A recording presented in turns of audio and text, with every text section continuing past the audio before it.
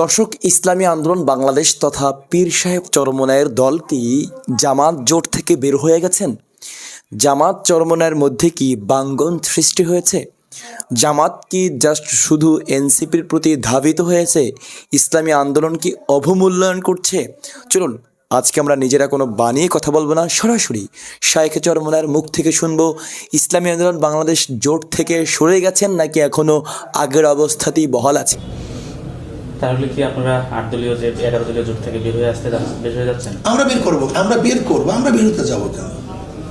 এটা তো আমরা করছি, এটা তো ওয়ান বক্স থিওরি তো আমাদের।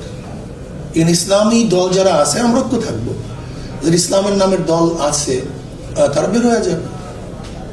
যে ইসলামকে ক্ষমতা নিতে চায় না, নিজেরা ক্ষমতা যেতে চায়, অন্যকে গুরুত্ব দিতে চায় না, হ্যাঁ তারা বের হয়ে যাবে যদি প্রয়োজন হয়।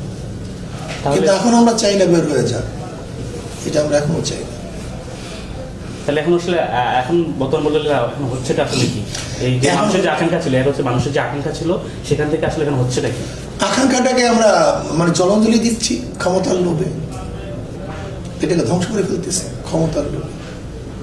যে আমি ক্ষমতায় যাবো, অন্য কাউকে না, আমি হামকে বাবু ডাঙ্গুর নিস, আমি বড়, অন্য কেউ বড় না, অন্য কেউ শোনা কেউ। অথচ দেখা যায় আজকে এনসিপির কি আছে, তারপর আমরা তাদের গুরুত্ব দিই। এর কারণ এটাই তো নিয়ম, কিচ্ছু না থাকলে আমরা গুরুত্ব দিই।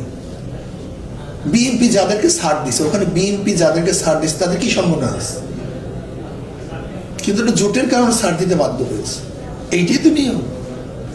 তা সেখানে বিগত আমরা দেখেন ঢাকায় যে জনসমাবেশ হয়েছে, সেখানে কিন্তু আমাদের জনসমাবেশ বড় হয়েছে সবাই বলে। কেন, মানুষ তো ফাঁকা ফাঁকা এক জিনিস, রাস্তা এক জিনিস, গ্যাদারিং ভিন্ন জিনিস।